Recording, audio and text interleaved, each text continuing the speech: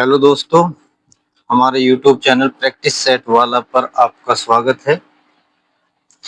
ये practice set जिन बच्चों ने अपनी कोचिंग यानी हर सब्जेक्ट को एक बार पढ़ लिया है उनके लिए बहुत फायदेमंद साबित होंगे। अपनी तैयारी को और आगे बढ़ाने के लिए हमसे जुड़े रहिए और हमारे साथ प्रैक्टिस सेट को कंटिन्यू करते रहिए।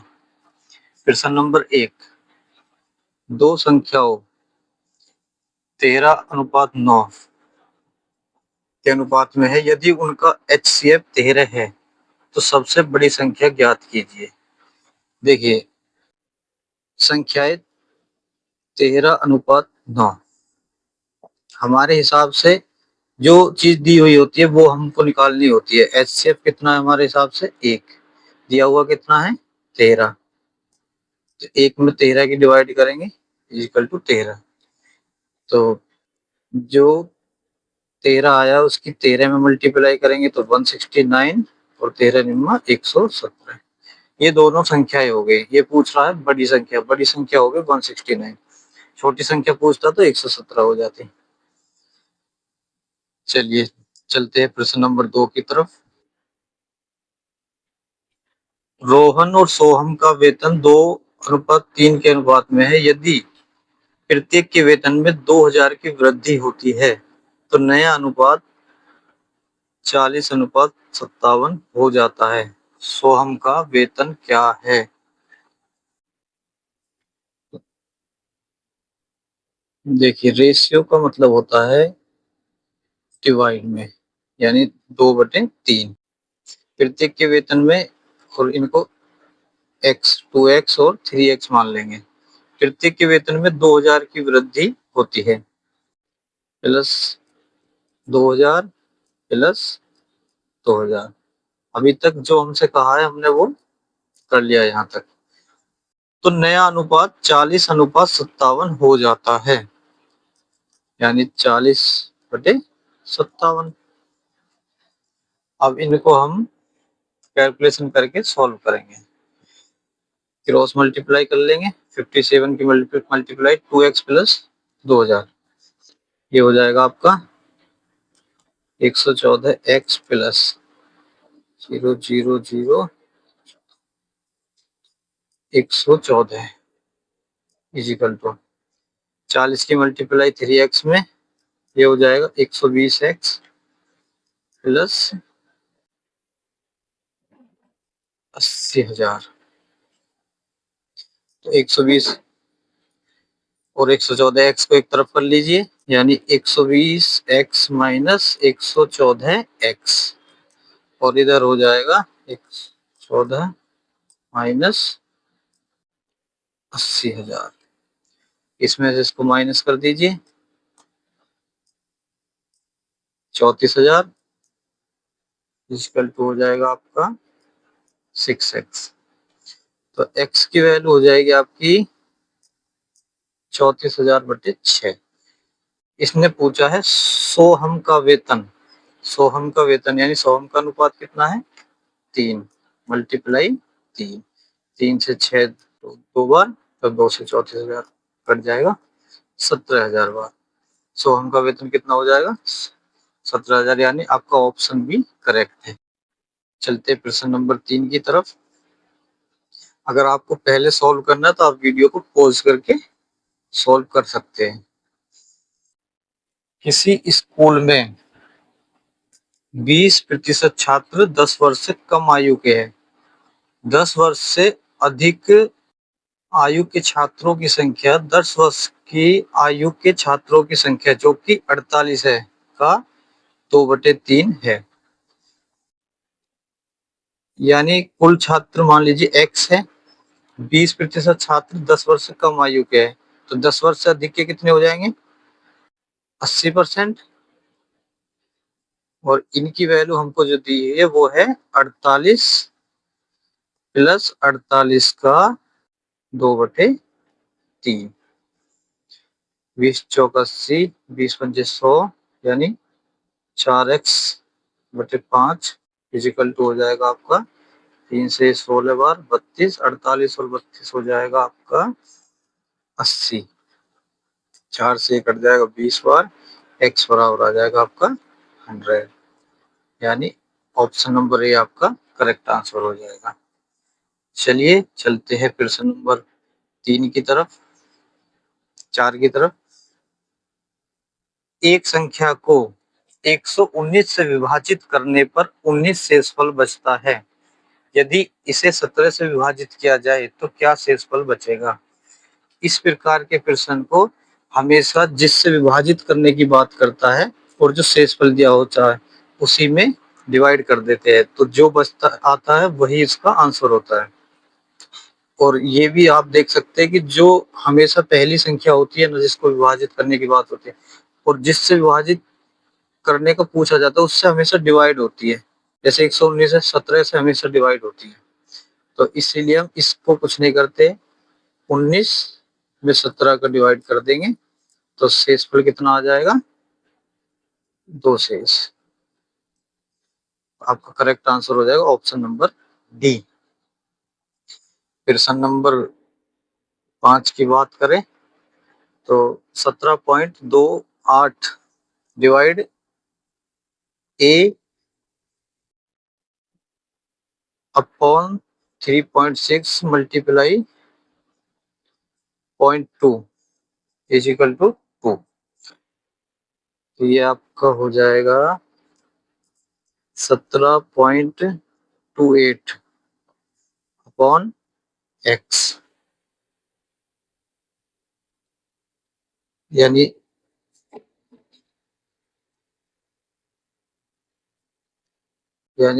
ए दिया हुआ है, और इसके अपॉन में हो जाएगा हमारा 3.6 मल्टीप्लाई 0.2 इजिकल टू दिया हुआ है 2। तो ये आपका हो जाएगा 17.28 अपॉन ए बराबर 3.6 मल्टीप्लाई 0.2, यानी हो जाएगा 36 दूनी 72, और 2 अंक के इधर पॉइंट लग जाएगा, यानी 0.72, और ये इधर में आ जाएगा मल्टीप्लाई 2। तो 17.28 अपॉन 14 और बराबर हो जाएगा ए, पॉइंट से पॉइंट कट जाएगा तो 1728/144 हो जाएगा।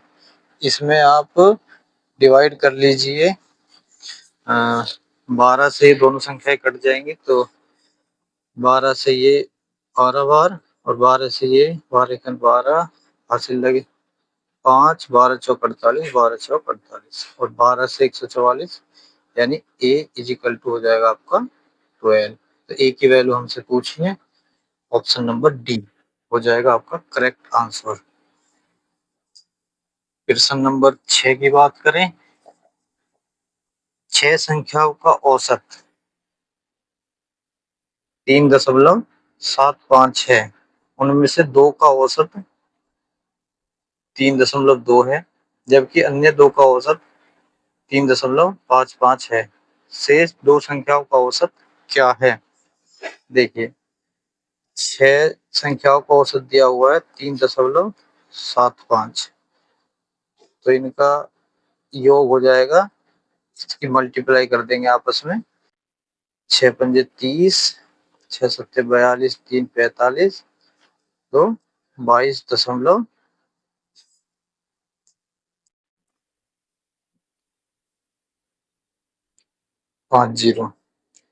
और 2 का औसत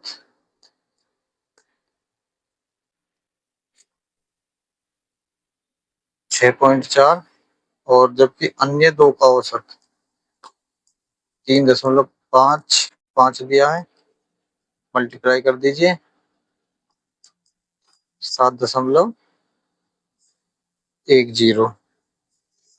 तब ये जो 2 और 2 4 संख्या हो जाएंगी, इन 4 नंबर का योग कितना हो जाएगा आपका? 13.50।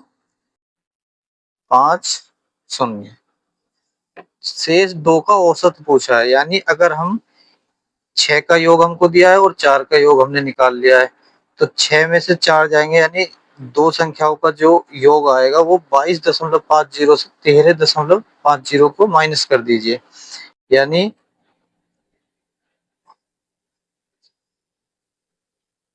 22.50 से माइनस करेंगे 13.50 तो आपका आ जाएगा 9।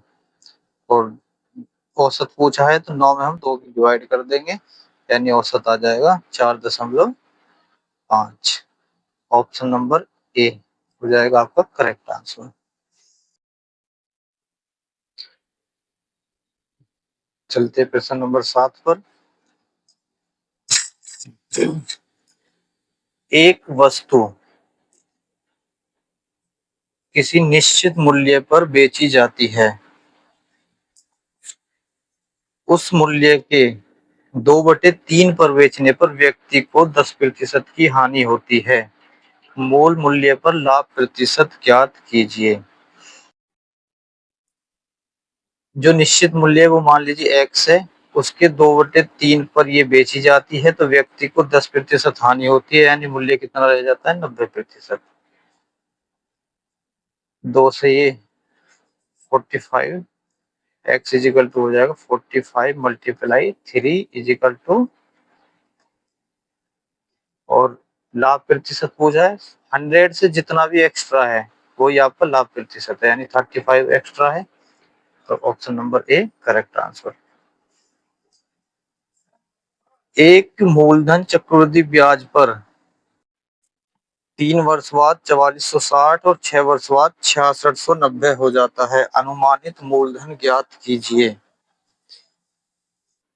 जब हमको इस प्रकार दिया हो, यानी 3 वर्ष का मिश्र धन 4460, 6 वर्ष का मिश्र धन 6690, तो चक्रवृद्धि ब्याज में समान समय अवधि के लिए एक गुणक टाइप में एक फॉर्मूला रहता है जो हम इस तरह करते हैं 6690 बटे, यानी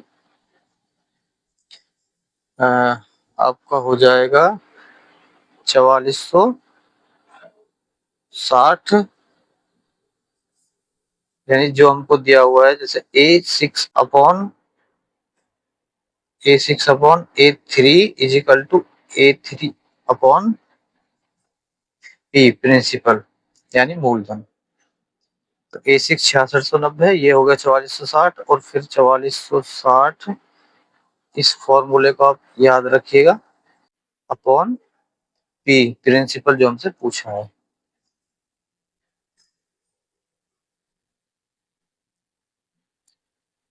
चवालीस सौ साठ क्रॉस मल्टीप्लाई P इधर आ जाएगा, ये हो जाएगा आपका 4460 मल्टीप्लाई 4460 अपॉन 6690।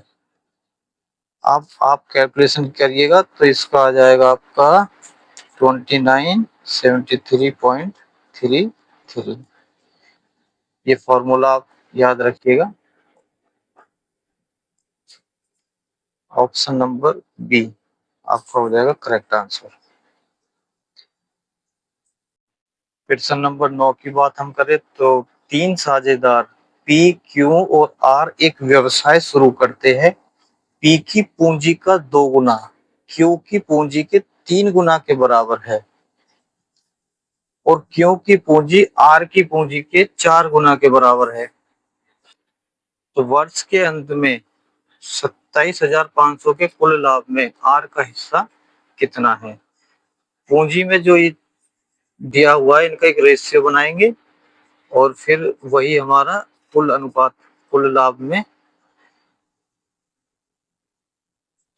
करके हम सॉल्यूशन करेंगे। जैसे कि पी क्यू आर की बात इसने की है, पी क्यू आर, पी की पूंजी का 2 गुना, यानी पी की पूंजी का 2 गुना क्यू की पूंजी के 3 गुना के बराबर है। यहाँ से हमें पी की वैल्यू आ गई 3 और क्यू की वैल्यू आ गई 2। नेक्स्ट लाइन से करते हैं अब इसको। क्यू की पूंजी आर की पूंजी के 4 गुने के बराबर है, यानी क्यू का 4 और रेशियो आर आ जाएगा आपको 1। तो पी क्यू क्यू आर, अब क्यू हमको 2 टाइम्स दिया है तो पी क्यू आर आप निकालना जानते हैं, पी क्यू आर यानी 3:2 4:1। तो इसको 4 करने के लिए ऊपर 2 की मल्टीप्लाई कर देंगे, ये हो जाएगा आपका 2×6 2×4 और रेशियो 1। पी क्यू आर का रेशियो हो गया 6:1 और वर्ष के अंत में कुल लाभ हमको कितना दिया है 27,500। हमारे हिसाब से कुल कितना हो जाएगा रेशियो 11। 11 की इसमें कर देंगे हम डिवाइड, आर का हिस्सा हमसे पूछा है यानी आर की वैल्यू कितनी है 1। तो ये हो जाएगा आपका 11×2=22, 11×5=55 यानी 2500 रुपए। ऑप्शन नंबर डी आपका हो जाएगा करेक्ट आंसर। चलते हैं प्रश्न नंबर 10 पर। एक लड़का 9 किलोमीटर प्रति घंटा की गति से 25 मीटर भुजा वाले एक वर्गाकार मैदान के चारों ओर दौड़ने में कितना समय लेगा। देखिए वर्ग, जो दूरी वो तय कर रहा है वो वर्गाकार है और वर्ग का आप सभी जानते होंगे कि वर्ग की चारों भुजाएं समान होती है, यानी अगर ये 25 है तो ये सभी 25 हो जाएंगे। 25 मीटर है ये, तो चारों कितना हो जाएगा 4 कुल दूरी हो गई आपकी 100 मीटर। और चाल हमको दिए 9 किलोमीटर प्रति घंटा, समय हमसे पूछा है। आपको फॉर्मूला पता होगा, चाल बराबर दूरी बटे समय। जब आप समय बराबर करेंगे तो दूरी बटे चाल हो जाएगा, यानी समय बराबर हमसे पूछा है, समय बराबर हो जाएगा दूरी यानी 100 मीटर बटे चाल। चाल कितना है 9। अब चाल किलोमीटर प्रति घंटे में है, दूरी हमको दी हुई है 100 मीटर में, मीटर के रेशियो में, और आंसर हमसे पूछा है सेकंड में। तो इसलिए जो 9 किलोमीटर प्रति घंटा गति है इसको हम चेंज कर लेंगे मीटर प्रति सेकंड में, और मीटर प्रति सेकंड में चेंज करने का फॉर्मूला है 5/18 से मल्टीप्लाई। तो 5/18 से मल्टीप्लाई करेंगे तो ये 9 से 2 बार कट जाएगा, 2 ऊपर चला जाएगा यानी 100 × 2/5। आपका 5 से ये कट जाएगा 20 बार यानी 40 सेकंड। ऑप्शन नंबर डी आपका करेक्ट आंसर हो जाएगा। प्रश्न नंबर 11 पर चलते हैं। 4 लड़के और 6 लड़कियां एक काम को 10 दिनों में कर सकते हैं, जबकि 6 लड़के और 4 लड़कियां उसी काम को 8 दिन में कर सकते हैं। तो 4 लड़के और 2 लड़कियां उस काम को कितने दिनों में पूरा कर सकते हैं। इसका आपका यानी कितने लड़के बराबर कितनी लड़कियां है वो रेशियो हमको निकालना होता है, वो निकलता है इस वाली फॉर्म और दूसरी वाली फॉर्म की कंपेयर करने में। जैसे कि 4 बॉयज प्लस 6 गर्ल्स कितने दिन में कर रहे हैं 10 दिनों में, equal to 6 boys plus 4 girls ये कितने दिनों में कर रहे हैं 8 दिनों में। और संख्या को छोटा करने के लिए ये 2 से 5 बार, ये 2 से 4 बार, 5 की मल्टीप्लाई अंदर करेंगे तो 20 boys plus 30 girl equal to 4 की मल्टीप्लाई अंदर करेंगे तो 24 बॉयज प्लस 16 गर्ल्स। बॉयज एक तरफ कर लीजिए यानी 24 बॉयज माइनस 20 बॉयज और 30 गर्ल माइनस 16 गर्ल, तो ये हो जाएगा आपका 14 गर्ल बराबर 4 बॉयज। इसको भी आप काट सकते हैं, यानी 2 से काटेंगे तो ये 7 गर्ल 2 लड़के के बराबर हो जाएगी, लेकिन कोई बात नहीं यहाँ से भी हो सकता है। अब हमसे क्या पूछा है 4 लड़के और 2 लड़कियां उस काम को कितने दिनों में पूरा कर सकते हैं। तो आपको यानी 4 लड़के की वैल्यू आपको पता चल गई कितना है, 14 लड़कियां। तो हम टोटल इनको एक ही चीज में कन्वर्ट कर लेंगे, यानी लड़कियां बना लेंगे। तो 4 लड़के बराबर आपको पता है 14 लड़कियां हैं। तो 14 और 2 टोटल कितना हो जाएगा, 16 लड़कियां। क्या पूछा है, कितने दिनों में करेंगे। और ऊपर किसी भी लाइन में, या तो आपकी फर्स्ट वाली लाइन से या सेकंड वाली लाइन से एक वैल्यू ले सकते हैं। जैसे 4 लड़के और 6 लड़कियां 10 दिनों में करते हैं, तो 4 लड़के बराबर 14 लड़कियां। 14 और 6 कितना हो जाएगा, 20। 20 लड़कियां कितने दिन में कर रही है, 10 दिन में। अब यहाँ से आप जानते ही होंगे, एक्स की वैल्यू निकाल लीजिए। एक्स बराबर हो जाएगा आपका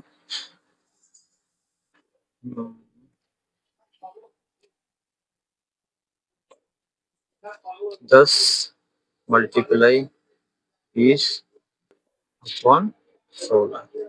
4 चौक 16, 4 पंच 20, 2 से 2, 2 से 5, ये हो जाएगा आपका 25/2। यानी ऑप्शन नंबर बी हो जाएगा आपका करेक्ट आंसर। क्वेश्चन नंबर 12 की बात करें तो एक अनुक्रम यानी क्रम में हमको संख्याएं दी हुई है, 20, 26, 20, 24, 8 कंटिन्यू आगे बढ़ रही है, और इसका पूछा है 21वां पद ज्ञात कीजिए। यानी ये क्वेश्चन है आपका समांतर श्रेणी का। समांतर श्रेणी का फॉर्मूला आपको पता होना चाहिए। यानी इसमें ए होती है, ए होता है आपका फर्स्ट पद, और एक होता है डी। डी होता है आपका सर्वांतर। सर्वांतर यानी सभी में जो एक समान अंतर चल रहा है, सभी में समान अंतर आप देखेंगे। 26 से 20 आया यानी -6, 20 से 14 आया यानी -6, और 14 से 8 आया -6। तो कंटिन्यू क्या चल रहा है, -6। तो डी की वैल्यू कितनी हो जाएगी, -6। 21वां पद हमसे पूछ रहा है। तो 21वां पद जब हम निकालेंगे इसका, तो इसका फॉर्मूला है ए प्लस डी n-1।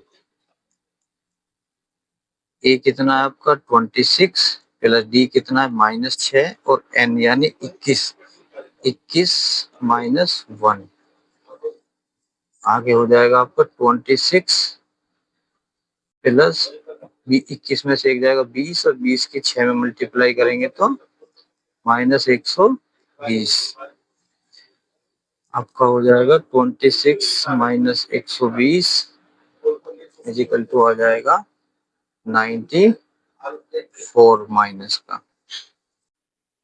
समांतर श्रेणी, गुणोत्तर श्रेणी, ये हमेशा फॉर्मूला अगर आपको मालूम है तो बहुत इजी हो जाता है, फॉर्मूला याद होना चाहिए। ऑप्शन नंबर डी हो जाएगा आपका करेक्ट आंसर। क्वेश्चन नंबर 13 की तरफ चलते हैं। किसी आयत की लंबाई को 10% अधिक और उसकी चौड़ाई को 10% कम किया जाए तो उसका क्षेत्रफल क्या होगा। आयत की, ये आयत होता है हमेशा, लंबाई आपस में समान होती है और चौड़ाई आपस में समान होती है। तो इसको हम उसी फॉर्म में कर सकते हैं जैसा कि पहले बताया, x - y plus minus minus xy/100। तो x यानी 10% वृद्धि, 10% कमी, ये प्लस है तो plus minus minus 10 × 10/100। Plus minus आपस में कैंसिल हो जाएगा, बराबर आ जाएगा -1%। यानी माइनस है तो कम ही हुआ है, 1% कम हो जाएगा। यानी ऑप्शन नंबर ए हो जाएगा आपका करेक्ट आंसर। चलते अगले प्रश्न की तरफ। प्रश्न नंबर 14। राम ने अपनी आय का 4% किसी चैरिटी को दान स्वरूप दिया तथा शेष का 10% एक बैंक में जमा करा दिया। अब यदि उसके पास 8640 रुपए बचे हो तो उसकी आय ज्ञात कीजिए। कोई भी चीज अपने आप में 100% होती है, यानी 100 में से 4% उसने दान कर दिया तो बचेगा कितना? 96%। 96% जो शेष है, शेष का 10% एक बैंक में जमा कर दिया, यानी 96 का 10% जमा कर देगा तो 96 का 90% वो बचाएगा।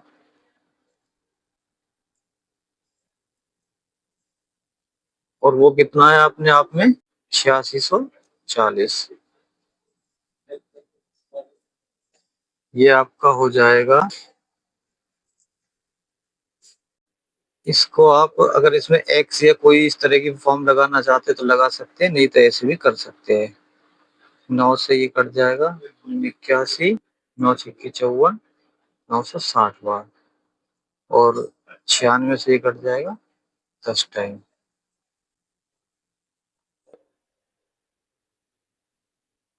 तो आपका एक्स इजिकल टू हो जाएगा 10,000। ऑप्शन नंबर डी हो जाएगा आपका करेक्ट आंसर।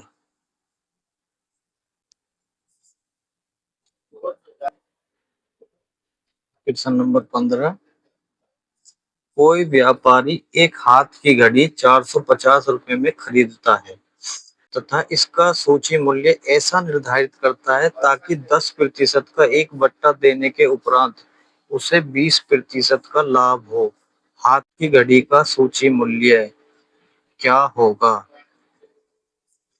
यानी सीपी, कॉस्ट प्राइस है उसका 450 रुपए।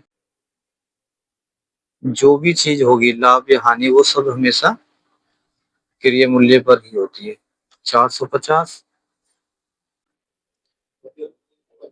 10% बट्टा देने पर, यानी अगर मैं इसे 90% पर बेचूं तो मुझे 120% का लाभ होना चाहिए।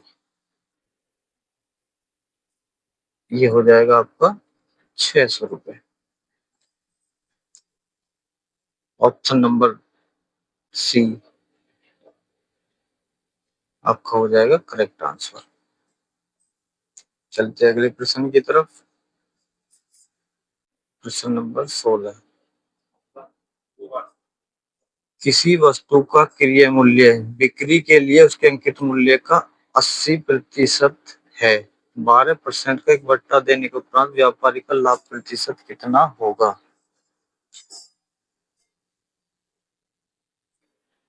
अंकित मूल्य का, यानी अंकित मूल्य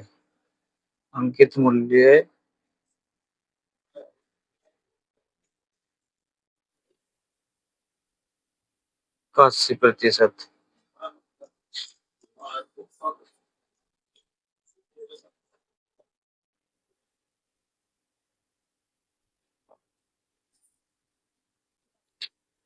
बराबर हो जाएगा क्रय मूल्य के, क्योंकि हमको दिया हुआ है किसी वस्तु का क्रय मूल्य उसके अंकित मूल्य का 80% है, यानी 20 चौक 80, 20 पंचे 100, यानी अंकित मूल्य हो गया आपका 5 और क्रय मूल्य हो गया आपका 4।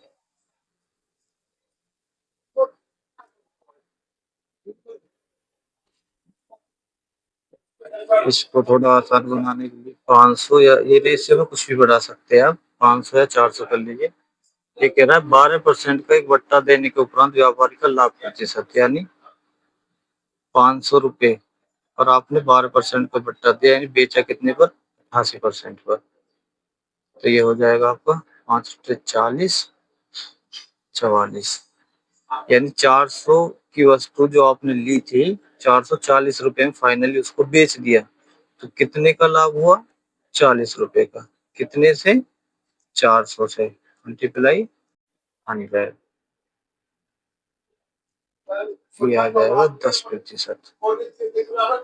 Option number C correct answer आपका हो जाएगा। क्वेश्चन नंबर 7 की तरफ हम बढ़ते आगे। ए बी को 10% की हानि से कोई वस्तु 45,000 में बेचता है। बी इसे सी को इतने मूल्य पर बेचता है जितने पर बेचने से ए को 10% का लाभ हुआ, तो बी को कितने प्रतिशत का लाभ होता है? आप इसे सॉल्व करने की कोशिश कीजिए। अपने से,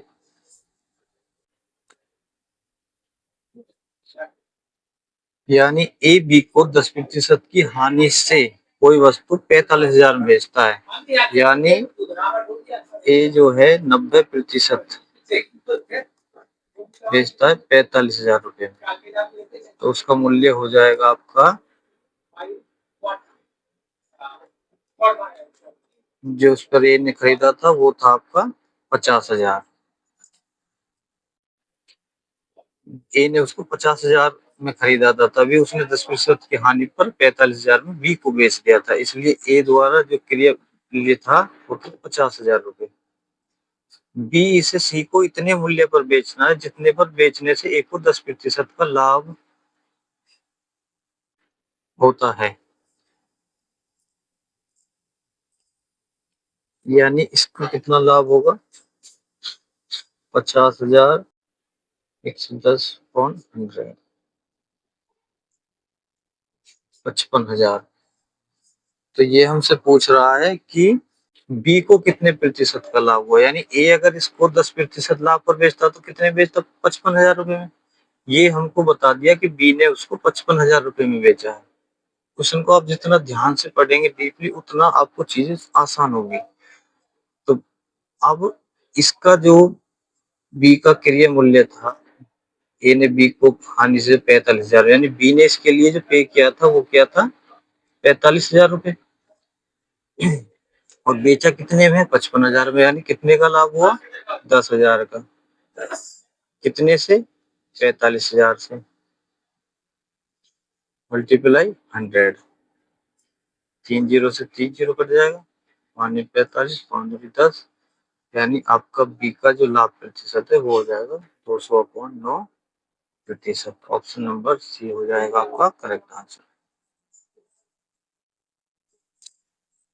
प्रश्न नंबर 18, दो संख्याओं के योगफल और उनके अंतर का अनुपात 5:1 है।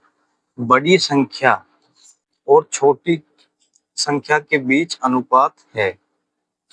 दो संख्याओं का योगफल यानी x प्लस वाई और उनके अंतर यानी x माइनस वाई, रेशियो कितना दिया हुआ है, 5:1।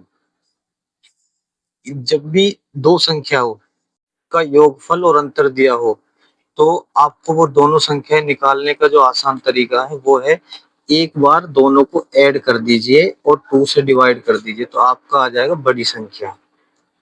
बड़ी संख्या कितना हुआ, 3। एक बार उन दोनों संख्याओं का अंतर लीजिए और 2 से डिवाइड कर दीजिए, तो जो आएगा निकल कर वो हो जाएगा आपका छोटी संख्या। तो पूछा है बड़ी संख्या और छोटी संख्याओं का अनुपात, आपका आंसर आ गया है, यानी बड़ी संख्या 3 और छोटी संख्या 2, 3:2। ऑप्शन नंबर बी आपका करेक्ट आंसर हो जाएगा। चलते हैं अगले प्रश्न की तरफ। प्रश्न नंबर 19, किसी वस्तु को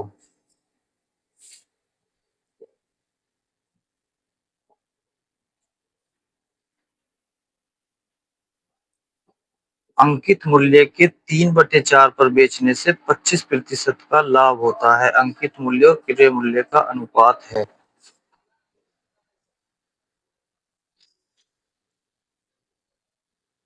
अंकित मूल्य के 3/4 पर बेचने से 25% का लाभ होता है, यानी अंकित मूल्य हो गया आपका एक्स, एक्स का 3/4 पर बेचने से, यानी बेचना मतलब विक्रय मूल्य, तो ये हो जाएगा आपका 3x/4। कितने का लाभ है इस पर, 125% का, मल्टीप्लाई 100, 25 चौका 100, 4 से 4 कट गया, ये हो गया आपका 3x/5। अंकित मूल्य और क्रय मूल्य का अनुपात, यानी अंकित मूल्य हो गया आपका 5 और क्रय मूल्य हो गया आपका 3। ऑप्शन नंबर ए हो जाएगा आपका करेक्ट आंसर। प्रश्न नंबर 20 की तरफ चलते हैं। 10%, 20%, 50%।